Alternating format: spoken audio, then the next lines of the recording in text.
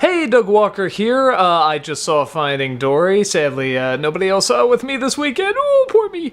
So, yeah, this is just going to be a review of my own. And before I talk about it, I should, talk about what I thought of the first one, Finding Nemo. I really like Finding Nemo. I thought it was imaginative. I thought it had great colors and good story and characters. If I had any gripes with it, I say the message was a little hammered on the head, but... there's a lot of Pixar movies are like that, but I really enjoyed it. I thought it was a good film. So now we have this sequel. It's getting critical praise. Everybody loves it, and yeah, I really like it too. It starts off really kind of slow and kind of dull. I kind of feel like, oh, this is just Finding Nemo again, and there's a chase scene with a squid kind of early on, and I realized, yeah, this... kind of feel like just us in Finding Nemo. This isn't very interesting, but as soon as it kind of gets to this, aquarium, and she comes across this octopus, and I think most of you know, she's trying to find her parents. That's the plot of the film, and she's trying to remember things while doing it. And as soon as they get to this aquarium, and she comes across this octopus, you come across these seals, and all these other various characters. As soon as that happens, it gets good. It gets, like, really, really good. And kind of what I was saying before with the message of the first film, even though the message in this is, pretty spelled out and obvious, it's not... It's worked in better than I think the first film did. The first film, like the first 2 minutes, you know what the message is going to be. I mean, just immediately. With this one, it takes a little time. They sort of take the span of the movie to develop it. And then when they start repeating things over and over, it's like, oh, okay, like this is going to be the message. But I don't know. It's a more clever message, in my opinion. And, obviously a big chunk of this movie is going to be about memory loss. The main character has short-term memory loss. And for someone who does not have a very good memory, I really look up to a character who is trying to go through the entire film, go through this adventure with a really bad memory.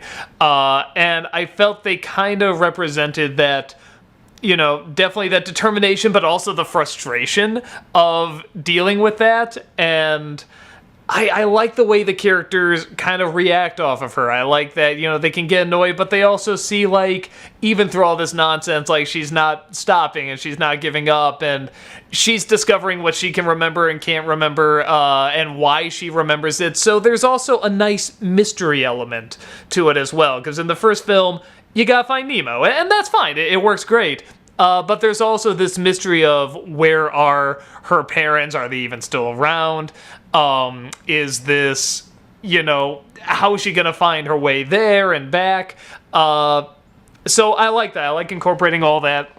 I also like that Nemo in this movie actually has a bigger role. Not a big role, but a bigger role. Because in the first film, he was the goal. He was the person he had to get, and he's just kind of a generic little kid. I mean, he's fine. I mean, there's nothing wrong with him. And he does his little part. He throws the pebble in the, little mini aquarium there and stuff in the fish tank. That's fine. But in this one, I felt he had much more of a presence. I mean, one, he sounds older. I don't know if it's the same kid, but they make him sound a little older. So that's nice to know, like, he's grown up.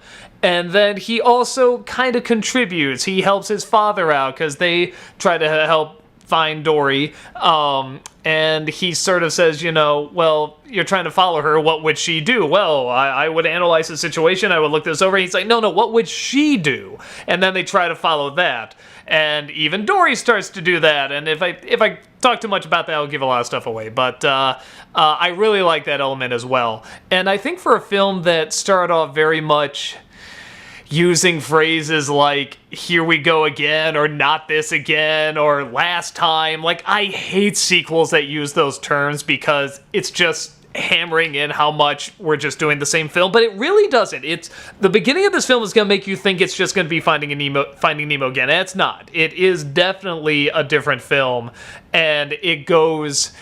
I really like the idea, I know I said before, of going to the aquarium, because in the first film, like, you see the ocean, and it's grand, and it's beautiful, but I'm just thinking, like, well, we're gonna do that again. And granted, there are different parts of the ocean you can go to, but it's like, I felt like, we were just here. So when you go to something as different as an aquarium, which you would think would be more limiting, because you're just kind of stuck in one spot, and the ocean, but they make it interesting and they make it funny, and they sort of do little satires of like aquariums and what it's like for, something else in the wild to suddenly be entrapped, and the pros and cons of it. It's not a big anti-environmental or pro-environmental. It's just funny. It's just, this is a funny outlook on it. Once again, no villain. Thank God. I really respect these movies for doing that. In the first one, you think it's going to be the Willem Dafoe fish, but he's not. He's not a villain, and I just... not that I don't love villains. I love villains in movies, especially Disney films, but there is kind of this sense, particularly with Pixar, I felt sometimes, where they would just kind of throw in a bad guy because they need a bad guy, just make this person a villain. I don't know. And half the time they kind of suffer. Sometimes they're okay. Sid in Toy Story is a great villain. But even then, is he really a villain? He's just kind of a jerky kid, but I digress. So there's no real villain in this. It's just the mystery. It's just the adventure. And the one scene in particular, I knew this film was really working when I started to get, like, anxiety watching it. Like, I was so sucked in to her finding her family and where they are and what happened to them that there's two scenes in particular that really kind of stuck out to me. Like, man, I'm actually legitimately uncomfortable watching this, but it's supposed to be uncomfortable. One is when she gets lost in these pipes, and again, her memory is failing her, and she's panicking. She's trying to remember what to do, and I think this movie is so good at sort of showing you how to keep relaxed and calm down and come back to this center, this focus, that you can, sort of get to where you want to get. And there's a scene where she's lost in these pipes, and it's just a good panicky moment of just not knowing what to do and sort of jumping the gun and getting concerned, and things are getting worse and worse. So that's very well done. But the really well done, like, I was like, man, this is a strong moment, is when she finally does find out what happened to her parents. I won't give it away, but for those who have seen it, it's the scene with kind of like the double vision. That's the only thing I'll say. If you've seen this, you'll know what I'm talking about. And that scene just brought, like, it felt like a panic attack. I've never had a panic attack, but I get a feeling this is what they're like. Like, all these things are going on around you, whether good or bad, and you're just kind of helpless to do anything about it. And it's just this really well done scene. Like, I haven't really seen anything quite like that in a Pixar film, because you're suddenly going through a lot of story very quickly, but it's done so effectively. And it's just a really, really good emotional scene. And but that's not the only one. There's a lot of good emotional scenes in this movie, and they really legitimately work.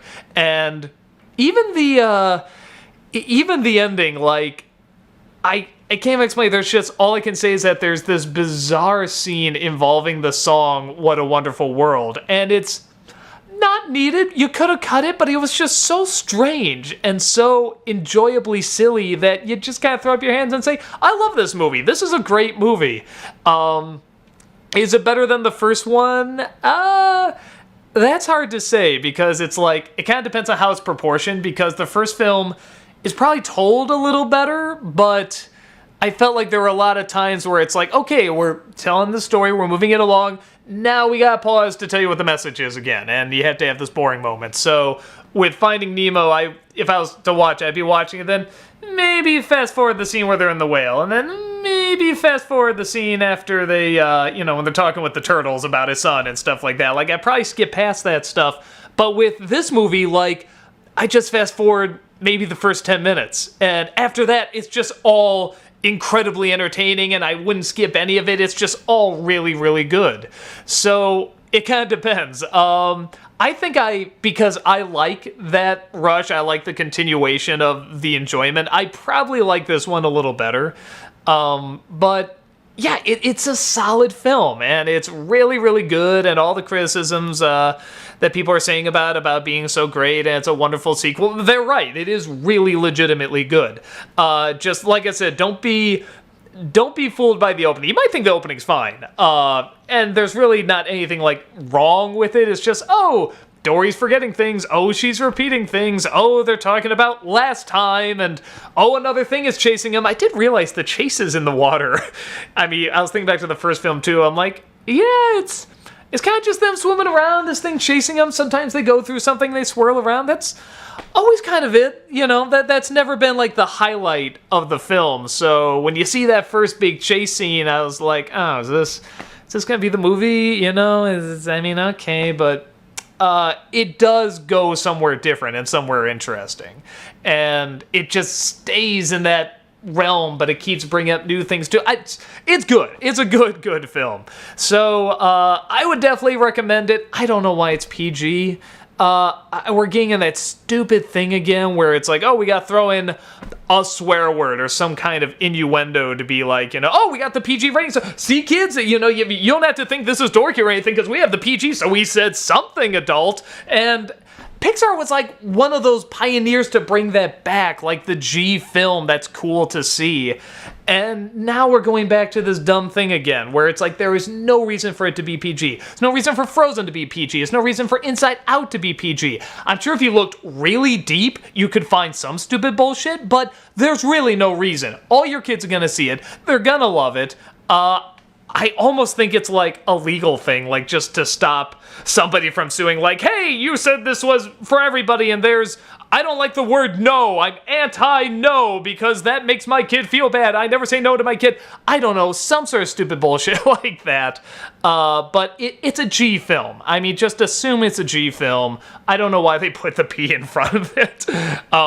But it's really good. I think kids can see it and get a lot of good laughs. Adults can see it and get a good message and good comedy. And, you know, there's a lot of things I think will hit them just as much as for the kids. That's a great Pixar or Disney film should. So definitely go check it out. I think you're really going to have a fun time with it. So that's about it. I'll talk to you later.